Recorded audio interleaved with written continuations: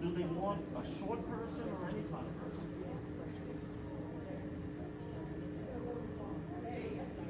There's always someone coming down. New delegate? No. I'm recording, so anything you say is going to go out over here. So just so you know, I'm not telling you what to do. You got it, I get it.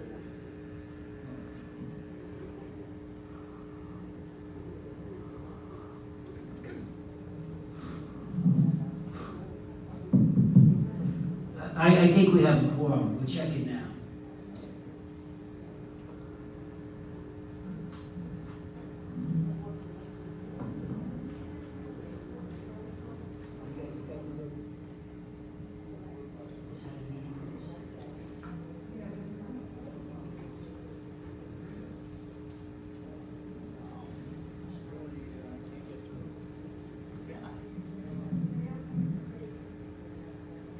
We have 38. Okay, that's quorum, right? Yep. Okay, thank you, everybody. It's 39. 39? Yeah. 77 divided by 2. If we stay another minute, we'll have 40. Is that what the deal is? Okay. Thank you for coming. I appreciate you coming. It's important because, you know, we have an election coming up and we have a bylaw change that's been submitted that will be right here. And we have a lot of things to discuss. Okay, I'm going to officially open the meeting since we got a quorum. We'll start. The treasurer's not here. The two vice presidents are not here. So, you like to take treasurer's report? Okay. Well, I'll get you 1 second. I'd just like to let everyone here know that Maria Sachs, our commissioner, was responsible for getting the vaccines here for our people. And for those who, I'm inviting her to the February meeting. They have meetings the same day. I don't know, but I don't know. I don't know if she can come. But we've got the second shots. The hard time is going to be the people under 65. I've been negotiating with the state, the county, and the feds. We didn't have competition 65 and over, but 65 and below, our competition are firefighters, nurses, you know, teachers, people that are essential to go who want to be ahead of us. So we're negotiating to try and get the shots for them, but they may have to wait a little longer because we have competition where we didn't have as much competition for 65 and over. We had a lot of competition, but not as much as 65 and below. I'd like to thank all of the residents who came to get the shots. They were very good, regardless of all the bad stories that you heard. Everyone, there's always one or two, but there was really over 3,500, right, Stan? Over 3,500 shots, maybe 3 complaints, 4 complaints. And I'd like to thank the people that were very nice, they were very orderly. The first day, I don't know if you know, but we didn't get the vaccine for 2 hours. We had 8 nurses sitting there doing nothing. We had people standing in line, and we felt bad because we couldn't move them in because we didn't have the vaccine. Once we got the vaccine, the nurses and the help that was here were so good that we only finished 20 minutes late and finished 2 hours.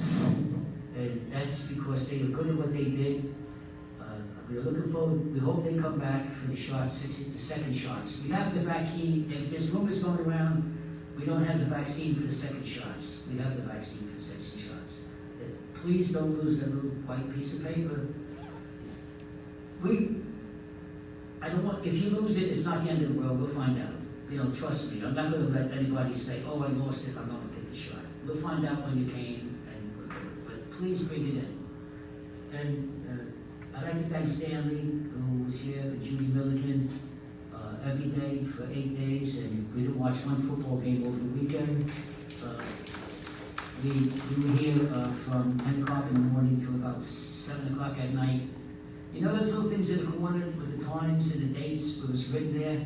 Well, that's Andy, Judy, and myself did on Sunday. And I have to tell you, whenever someone said I didn't know when I was coming, I said, I hope that's not the one I did. You know, because we made a couple of mistakes, but we corrected them. But overall, it was the people who cooperated. You were great. The people's outside was tough. I know it was tough the first day. I know it was tough the second day. But finally, we got it going, and you people made it easy for us to do our job. So I'd like to thank you. Okay, treasurer's report. Go. The treasurer's not here. Yes. You need a mic? Okay. So.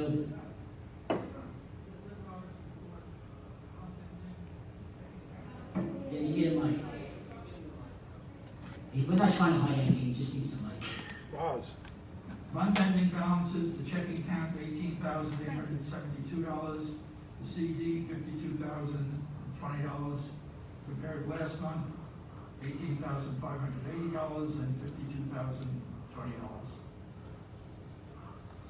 Total $70,892 this month compared with $70,600 last month. That's the report. Okay. Security. Yes, Roz has something to say. Yes, Roz. I have to take this time. I haven't been to a meeting in a long time, but I'm here. I want to tell you, for those of you who weren't here, to line up for the vaccine, I cannot believe the effort, the energy, and the time that Stanley and Mike put into this. It was amazing. I was here at 6:30 in the morning on the first day, and they were both here prior to my getting here. They were here when I left, and they worked their butts off. And I don't think anybody expected 8, 10, 12-hour a day from people who weren't getting paid, but did what they thought was right, and I thank you all. Thank you. Thanks. And people said to us, what makes it worth it? And Stanley and I said, knowing that the people in Century Village got their shots. That made it worth it. It really did. When you saw the people coming in here getting the shots, I said, it's worth it. And thank you, Ross. I appreciate it. Okay, got security here? Go. Good morning. This is for December of 2020. We patrolled 4,782 miles, 3,771 calls into the gate, over 4,000 food deliveries, and 4,250 contractors, just like a regular month. That's the report. Nice, short, and sweet. Do we have any questions? Steve, you want a question? Anybody have any questions? Yeah. Okay. Dave? Okay, tell them where to go. While we're waiting, Steve, I'd like to compliment security. You guys did a hell of a job. You really did during those 8 days that we were here. Okay. Judy, but security did a great job. I'd like everybody to know that you really did. Thank you. Okay, questions? Go. Good morning. My name is Saul Goldstein, Yarmouth B. I had an incident this week where an owner, she felt she was being followed by a truck, one of these construction trucks, around 7 in the morning. While she was walking, she was very concerned. She went into one parking lot, he followed her and parked there. She went into a different parking lot, he followed her. And of course, she was rightfully upset about it. She walked to what she called the security gate, and that's where the problem is. And she tried to explain to the woman there, I'm having a problem, someone's following me, and she no hablo inglés, and had no idea what she was talking about. Many people think that the front gate is a security gate.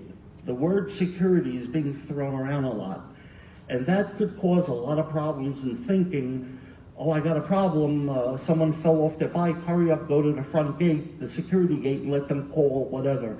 They're just they're like doormen in a apartment building, and not more than that. If something happens, you have a fall, you have any kind of problem, you call 911. You don't go to the front gate, which they think has something to do with security. Right. Did I make it clear? You happen to be right. And That's true. If you feel that someone is following you, if you buy security, go. But if you got a phone, call 911 because it could be dangerous. Okay? Everyone has to go through the mics in the back. Okay, you want that? Hi, you want to identify yourself, please? Tell us who you are, where you're from. For the record, he just needs it, that's why.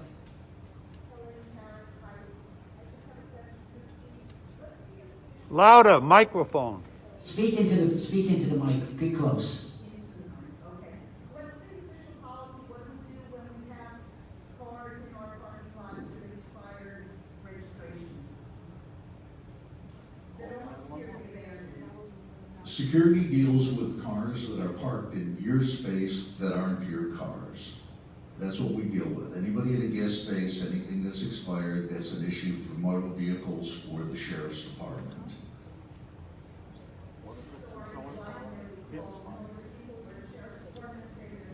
If you believe the car doesn't have a sticker, you have the right to report what you want to the sheriff's department. We're not telling you no. Now, we do ask that if there's a car that looks like it's abandoned, it's running, it was broken into, call security. We'll first respond and have to bring the sheriff involved. Okay? But just because it doesn't have a sticker, we don't have any authority to do anything about that. It's the sheriff's department. Okay? Question? Yes, Fred Hadley, go. All right. And Fred Hadley, Cornwall E. Security in Century Village encompasses many aspects. There's, of course, the gate access and rules at the pool, and a lot of the rules that security is charged with reporting or enforcing involve social distancing, masking, and so on. So I believe my question is relevant. Now, this is not to take away anything from Mike and Stanley. I think they were marvelous. I think they did a yeoman-like job, and I couldn't stand on my feet for 8 days like Mike and Stanley did. I just couldn't do it. I don't know how these guys do it. This is just great, and the applause was certainly warranted. However, they are now our village's frontline healthcare workers. They were in this room, and past them filed 3,000 people over 8 days. Sure, they were wearing masks, but masks slide down my nose like it's doing now. There's a chance when you're in this room with that many people that you might have been exposed to COVID or some other entity. So my question is, what can be done to assure this assembly that they are appropriately attending this meeting? Have they been tested for AIDS? Have they excuse me, not AIDS. I'm sorry, I misspoke. COVID. Number one, Fred. I meant COVID. Fred, wait. This is a security question. Right. It has nothing to do with security. Well, I feel insecure. Fred, it has nothing to do with security. Well, you bring that up on the new business. You can't bring it up on the new business. Because it affects you personally, you don't think it has to do with security, but other people think it does have to do with security. Thank you very much. Cut it out. Thank you. You want to bring it up with good and welfare. Okay. I think the gentleman back there was patient.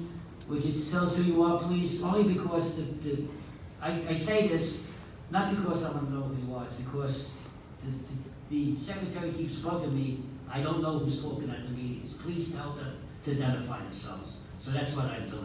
So tell us who you are, please. Go. Go ahead.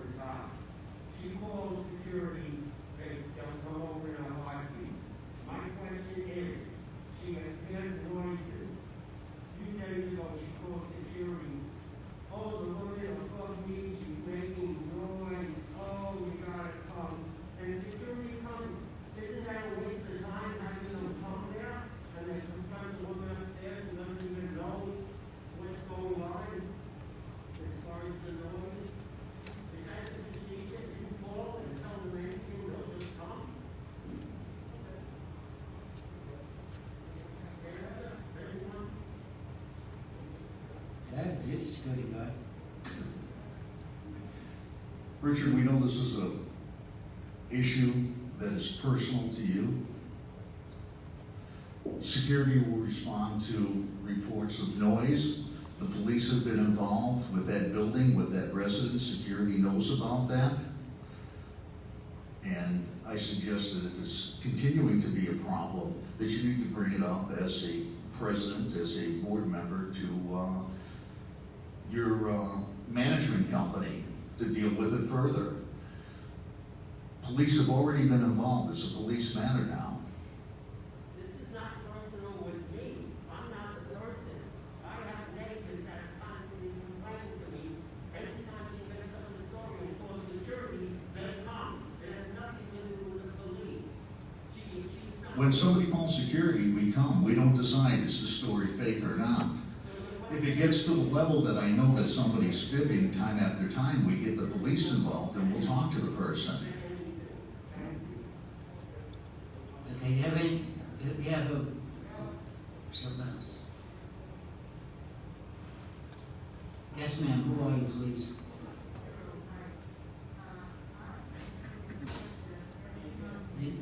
Can't You hear. have to speak up because we didn't hear you. Yell at us. That's it. Go.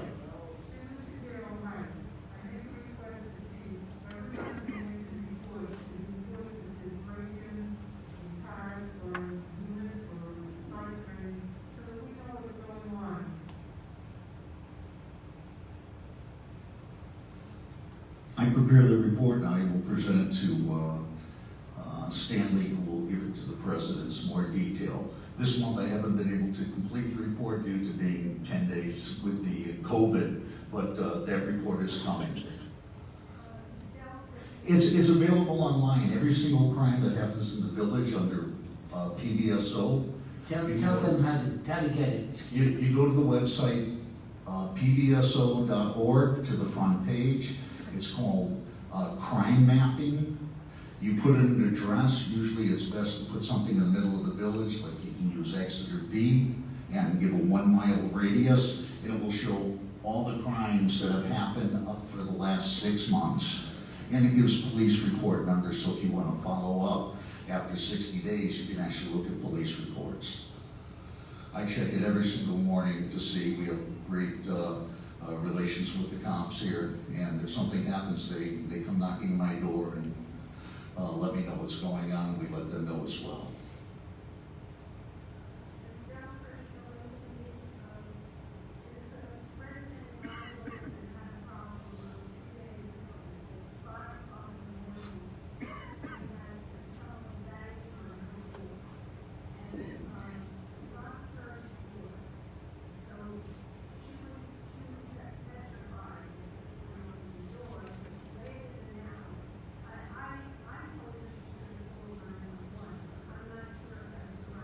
No, that is absolutely the correct thing to call 911. Yes, it is correct. You want to call 911, and then if you want to call security afterwards, go ahead. You could call us too. We'll come out. But call the police as well. If somebody's knocking on the door, I'd call the police.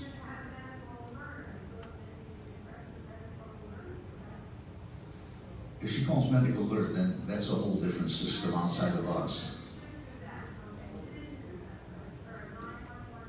Call 911 if she feels she's threatened. Okay? Yes.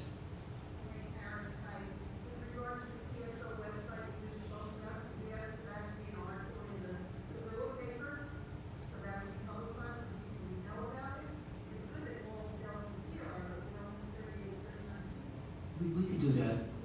We could do that. Steve, we get in touch with Maggie and make sure that you put in the information that the woman just requested, that they have the ability to look for all of the reports. We're going to do that, and we're also going to request that we have a direct dial number to our security desk, the back desk here in the hallway, that there's an officer there 16 hours a day as a dispatch, and we're going to have that number put in as well. Okay. Talk to Maggie about it. Tell her I sent the call, okay? Okay. And we'll take care of that. Yes, sir.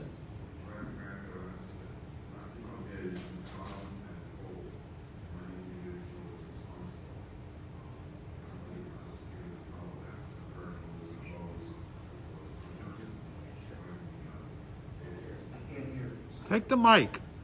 Take it out of the stand. And yell at us. That's it. That's fair.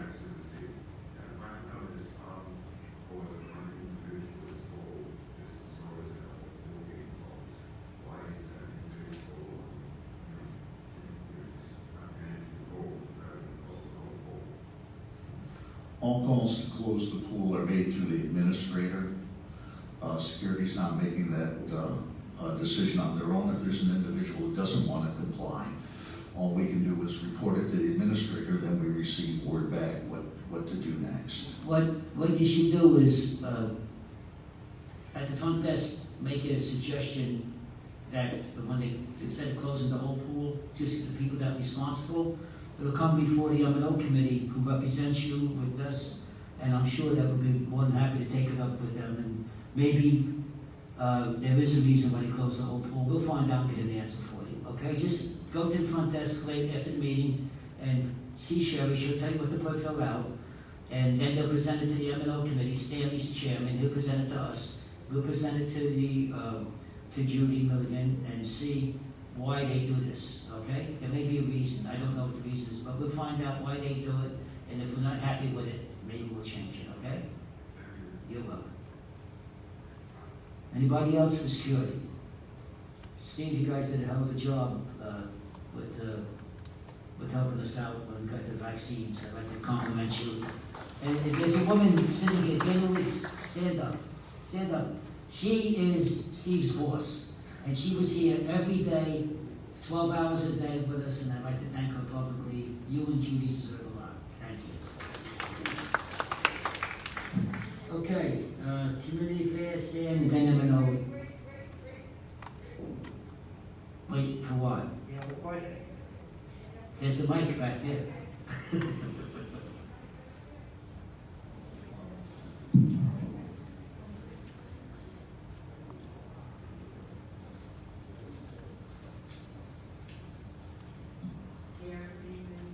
Louder.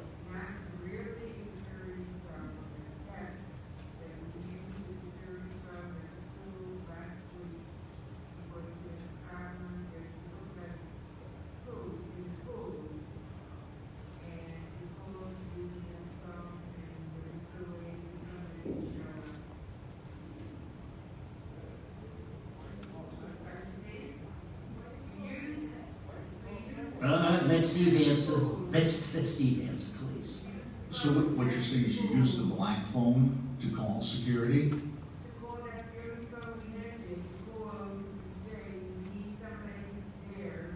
Okay.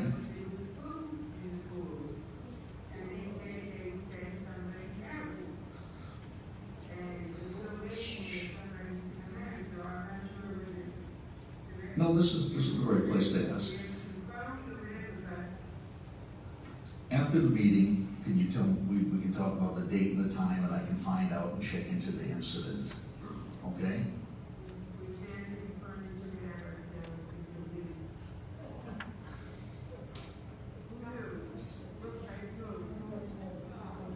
Okay.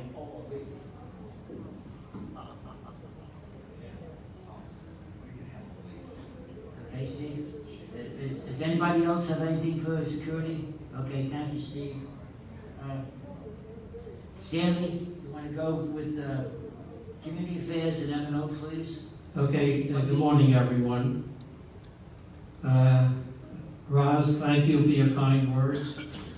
I'd like to thank everyone for their cooperation during the time when we administered the vaccines. Not we didn't administer, we administered the flow. A reminder, next Tuesday we start phase 2 of the vaccination program. Make sure you bring your cards that they gave you that tells you the time and the date. Basically, that's all. Mike, spelled out everything that was involved with the vaccination program, so there's nothing more I'd like to add. Any questions?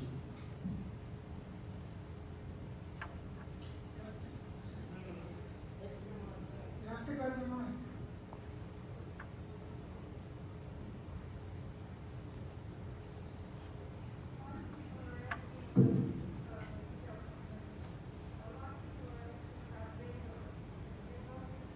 You know who keeps putting off bingo? The shots. We had bingo set up for November, something happened. We had it set up for January, the shots came. We have it set up for February, the shots came. Pauline happens to be my next door neighbor, so we're going to get bingo. That's a big deal. We're trying to figure it out. I'm talking to Pauline and Lynn every day because Lynn's in charge of that. I talked to Pauline and Lynn. Pauline keeps saying, where we're going, Mike. I keep changing the date. Yes, ladies and gentlemen, the vaccines, after the vaccines, we're going to have bingo. We're definitely going to have bingo. Okay, Stan? Okay, the M&O report. The last meeting we had took place December 16th. Present for management was Judy Milton, Vice President and Site Administrator, Monica Wells, Chief Financial Officer, Abby Koffler, Entertainment, Dan Cruz, Regional Facilities Manager, and the entire committee was present. Here are some of the highlights of the meeting. We are waiting for the plans about the renovation program for the theater. Hopefully we should be getting it next week or tomorrow or the next day at our meeting. The billiard room walls should be put up this budget period. Hedges at the South Village area will be planted. We're going to install 2 more bus shelters. We're planning on getting a engineer's report regarding bicycles and which lanes should be used. This has been a problem that is a little difficult to resolve right now. Saturday night entertainment will continue in the same manner as it is. There's been a request to have occasionally ballet and opera shows, which they'll be adding to the program. The gates at the south gate have to be improved. They're constantly getting stuck, so we have the company looking into it. Collections from delinquent accounts for October total $63,730. A request was made by the tennis group for restrooms at the tennis courts. The committee will look into that and see how we can obtain it if possible. New speakers were added in the party room, so you can all hear me and you know it's much improved.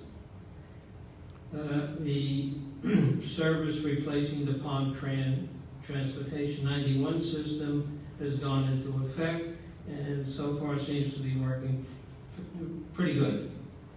A reminder, check channel 63 for all updates regarding the clubhouse and in particular regarding the vaccination program, because every time we turn around there's a slight change, so please follow 63. It's been slowed down so you can read it, and if you can't catch everything that's printed, on your remote there's a button that will show you pause, and you can slow it down or stop it and then continue. Any questions regarding my report? This is from the delegates, so hearing none, thank you. Okay, thank you, Stan. Anything on the old business? Nothing? New business? Alan, you have something? You gotta read the bylaws. The bylaw change. Okay? Oh, okay. Go.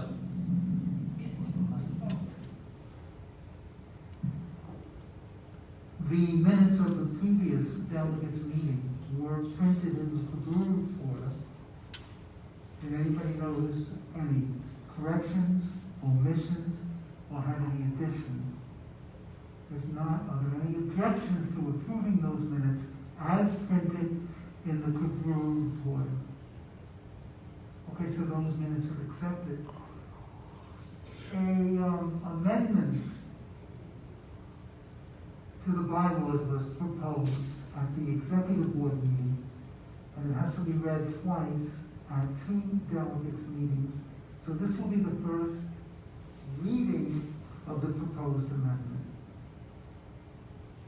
Proposed amendment to eligibility, Article 5, officers, Section 2. All elected officers shall be unit owners or the designated representative of a unit, shall reside in Century Village West for a minimum of 9 months in the preceding calendar year.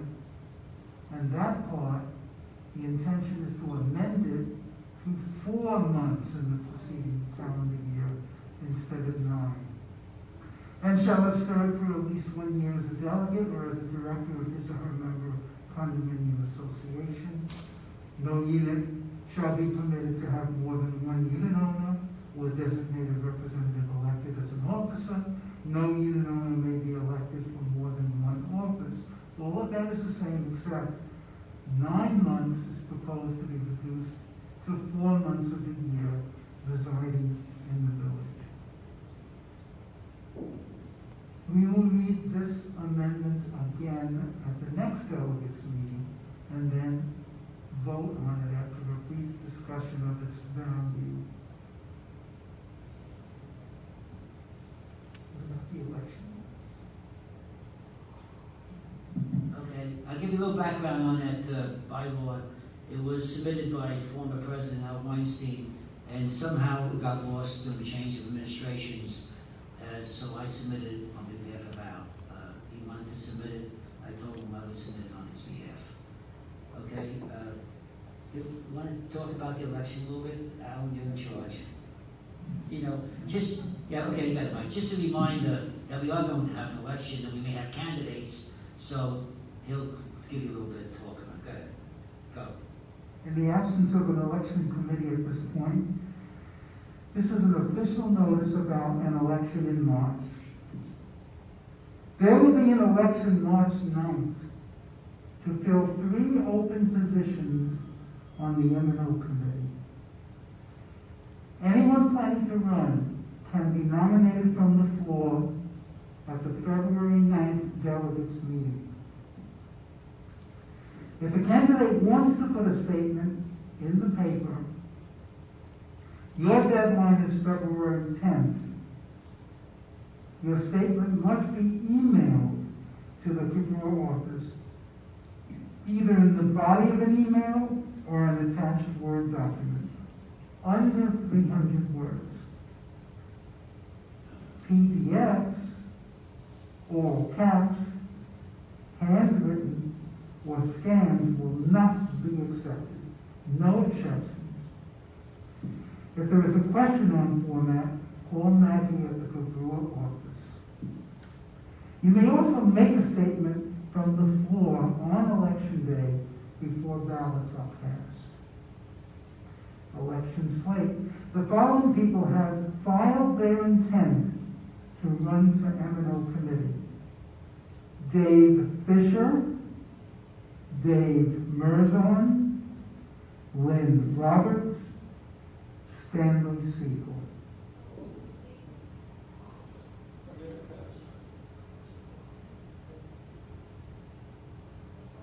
That's it? Alan? That's it? Okay, you're still on the new business. Anybody? Old business. Anything on the old business? New business? Anybody? Yes, sir. Take the mic, please. Is it okay? Go ahead.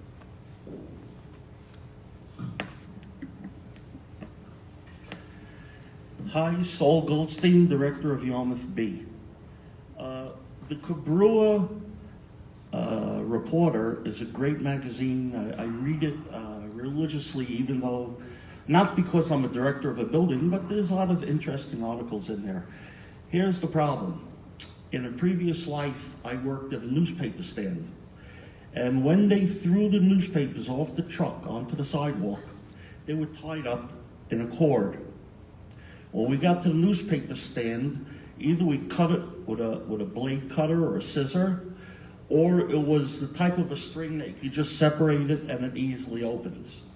Cobrua Reporter is packed in a polypropylene cord, we'll call it that. What happens is, when it arrives, the newspaper is fine and it's secure. And it's put on a bench, and usually near the elevators, and that's all fine and good. When I'd say 50–60% of the pile is gone, and people took a little bit more than half of the newspapers, it becomes very loose. Eventually, it's going to end up on the ground. Now, I'm not concerned about it being on the floor and knowing that no one's going to bend down to pick it up except for myself. What I'm concerned about, I've already had in my building 2 falls, because if you get your legs in there, it doesn't break. It's a trip hazard. It's happened twice in my building. Since I'm a director 3 years, I have to assume it happens elsewhere also. It's an accident waiting to happen. Simple solution. Either when we instruct the publisher, when they run the press and they start packing them, to use a cord that we can either pull apart and separate, or the person who delivers it, when they put it wherever they put it, they have a razor blade or a scissor and they just cut this polypropylene cord off of it. It's an accident. I can't say it's an accident waiting to happen, because it's happened many times. Fortunately, when people fell, they did not fall in such a bad way as to have a major problem. But it is an accident waiting to be happening, and I think we should find some other solution to how the publisher is going to tie up the bundles, so when the bundle gets smaller and smaller, the wrapping will not slide off, end up on the floor, and being a trip hazard. Thank you. Okay, the delivery of the papers is a private contract between the association and someone that delivers it. Talk to your president, have him talk to the fellow that delivers the papers, and tell them what your concerns are, and I'm sure that they'll take care of it. You have to go to your president, because it's a private contract between all of the associations. Don't get delivered to the special buildings. Some get dropped off, so they have a special contract. Yarmouth, I know. Speak to your president. He will speak to the person that delivers it, and then they will do what you want. Okay? Okay. Anything else on the new business? Good and welfare? Anybody have anything on the good and welfare? Yes, sir. There's new business, good and welfare. I'm sorry, I didn't see it. Yes.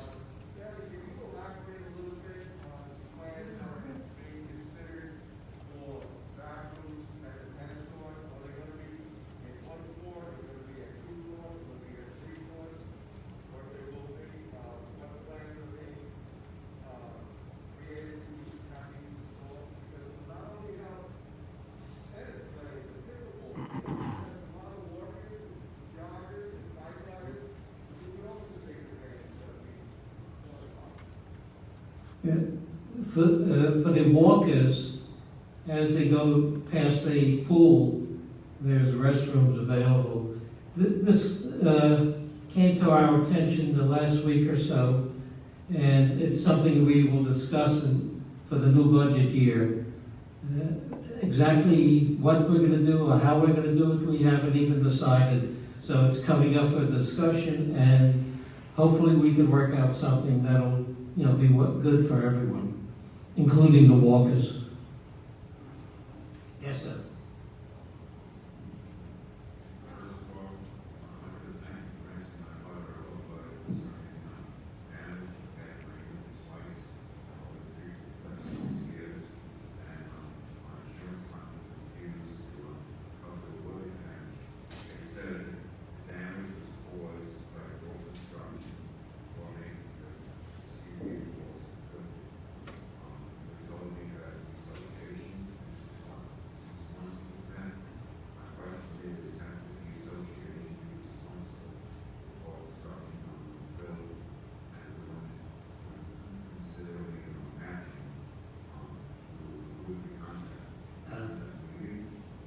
Cobrua can't get involved in that. That's between the association and whoever you have a disagreement with. We can't do that. That's an association. What you have to do is go to the board of directors, tell them what the problem is, and see if they will step in between you and the contractor or first service. You're welcome. Mike, can I have the floor? Yes. About, the announcement I spoke about. Okay, well, that's somebody else. Okay. Stan. There are 2 people up there. 2? Yeah, 2 people. Go ahead. Can't hear you. Can't hear us.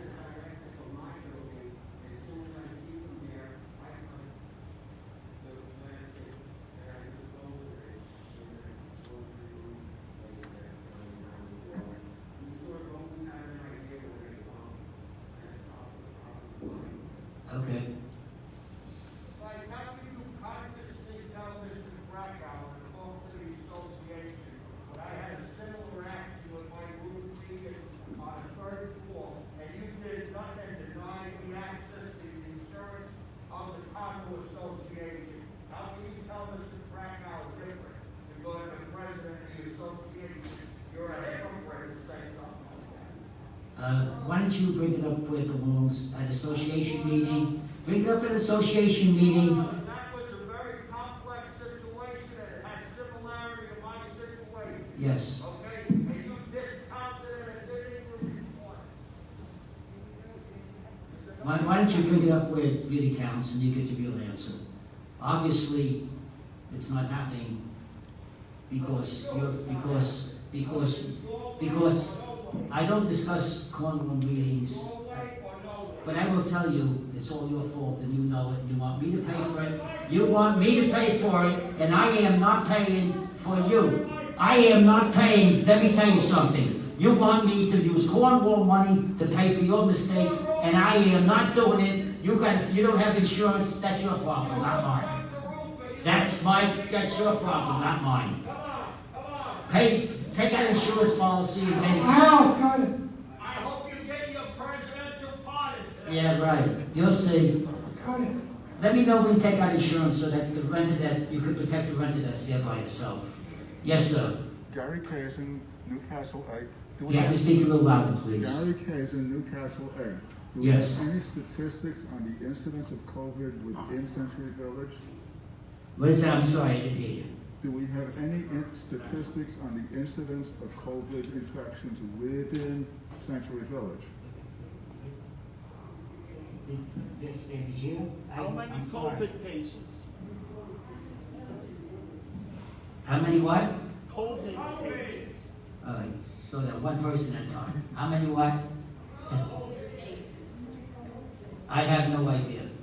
I have no idea, and if I knew, actually I can't tell you. I really can't. If I know about it, I can't tell you. I can't use names. I don't have a number. I don't have a number because people are not telling us. People are not telling us what the number is. I'm the president of Cornwall. We could have cases there that I don't know about because no one's telling us. Okay, yes. Anybody else? Oh, I'm sorry, I didn't see your list.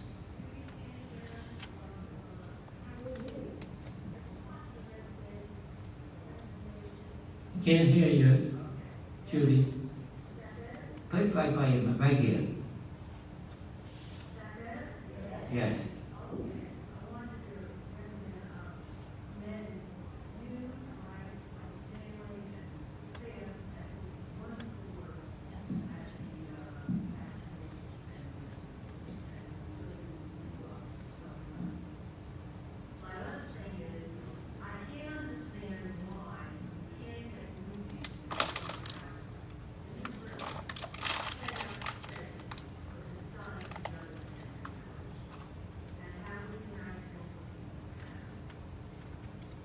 Okay. Stan, that's for you. That's the M&O committee. We can bring it up. All right, we'll have to, We can- we're meeting tomorrow, we'll talk about it. We'll bring it up. We can bring it up tomorrow. You want movies here? Is that correct, miss?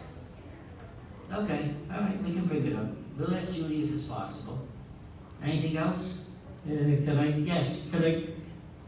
Yes. Go ahead, Stan. Then. Okay. All right. We had Come on, Gail.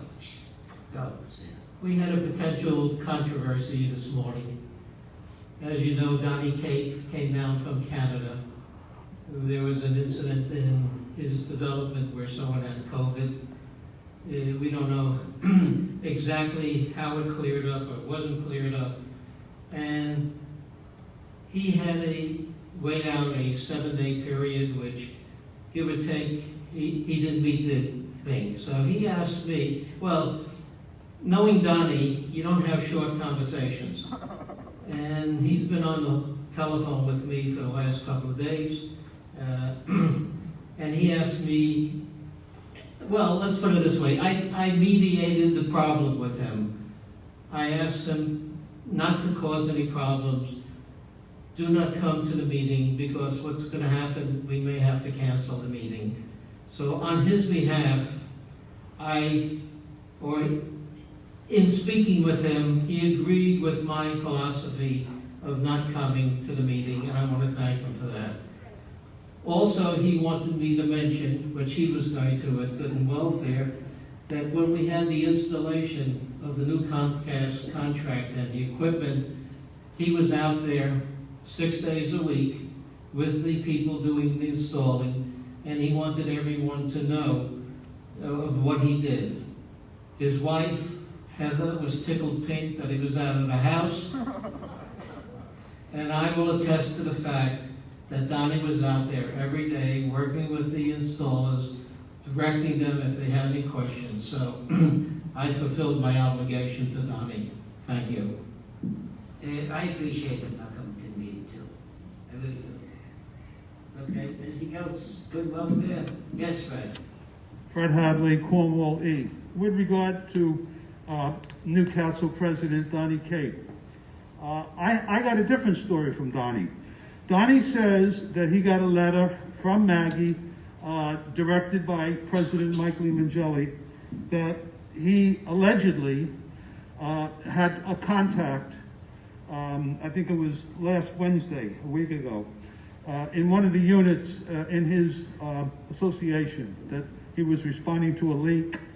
First Service also responded. First Service was in the unit, working around the sink, I think, with the woman. Donnie just was really just in the doorway, stuck his head in just briefly. Everybody was wearing masks. And yet he's told that that very, very brief, socially distant, masked encounter, shall we say, would be a disqualifying act, that he cannot attend this meeting. Now, Donnie has sent a letter, I have a copy of it, where he wanted to see what proof did Cobrua have that this woman was COVID positive. At the same time, Donnie went at his expense with his wife and another building director, out of an abundance of caution, up to Delray, and received and paid for and received what they call an instant test.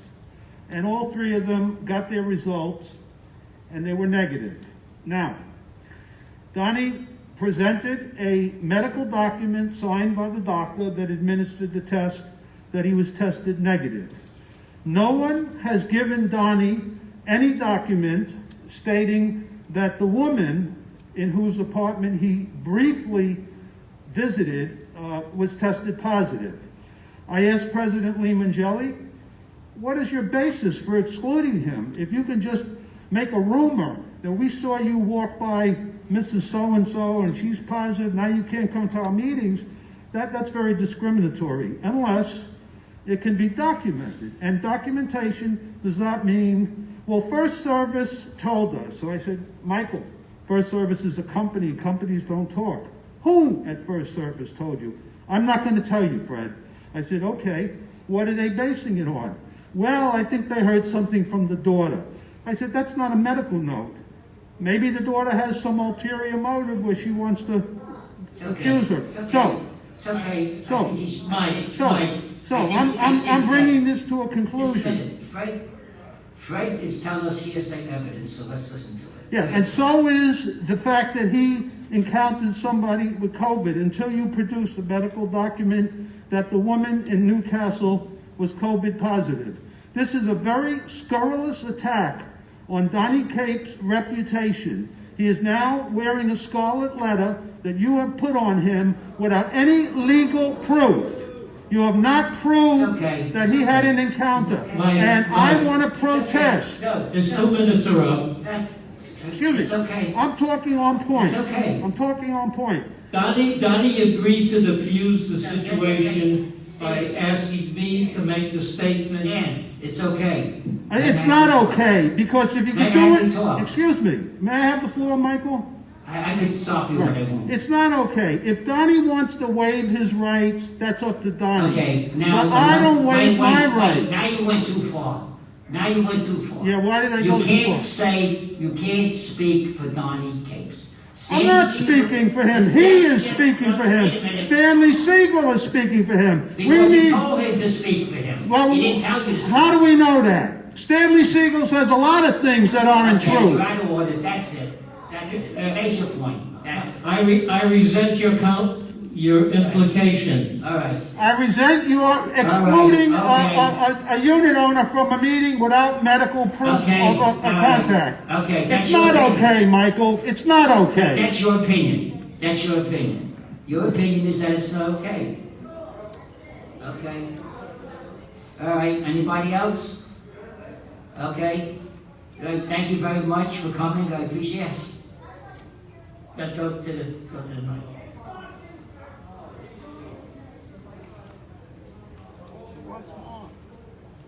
Yes.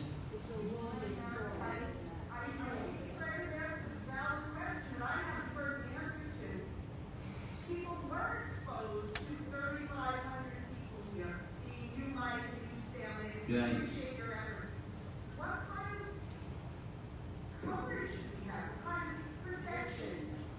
Why would Donnie be asked to not come to the meeting when he's done everything he asked? He proved that he didn't have it.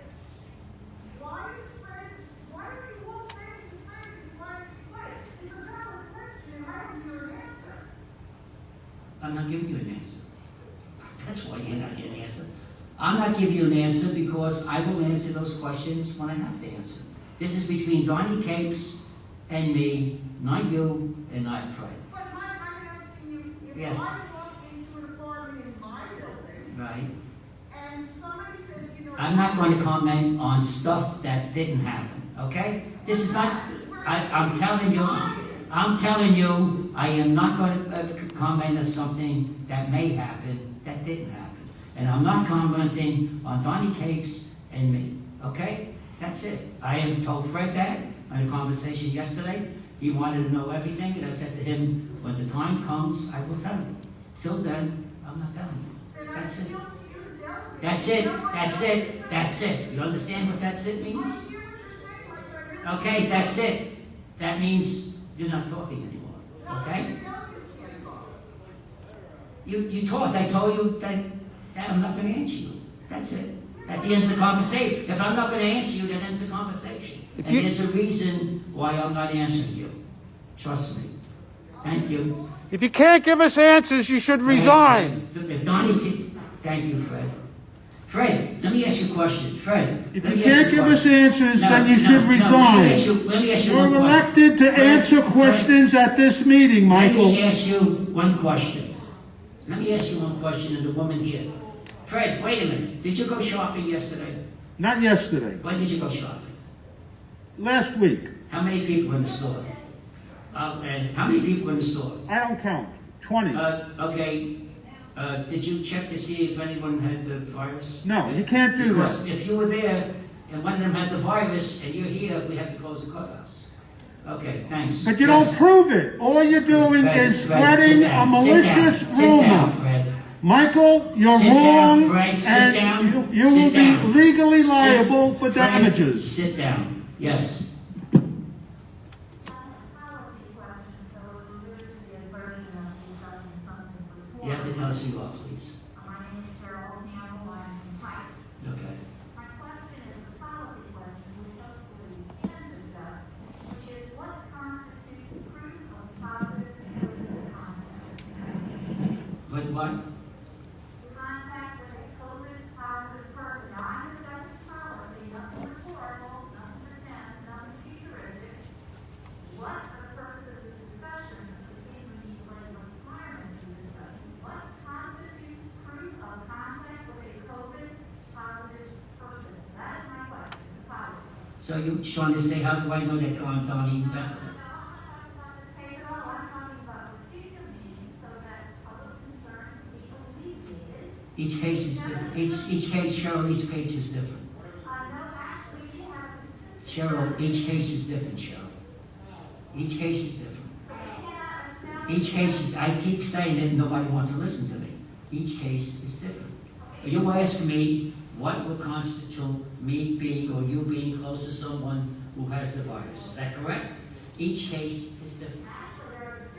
And when the case comes up, each case is different. When the case comes up, then I will tell you what constitutes it. Till then, I can't.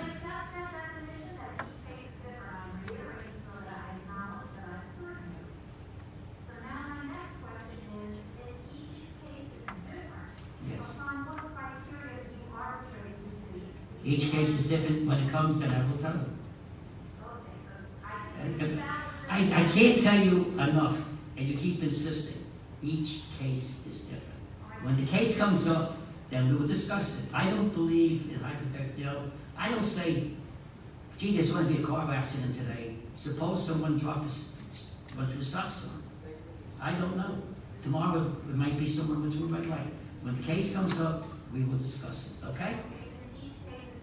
Yeah, that's right. And I'm not going to discuss something, I don't know how many times I have to tell you, each case is different. When the case comes, please, I let you talk. When the case comes up, you will bring it before us. We will make a decision based on attorneys, what our attorney says. Okay? That answer your question? Thank you. I appreciate you. Anything else? Okay. Yes, ma'am. Pull the mic down. Thank you.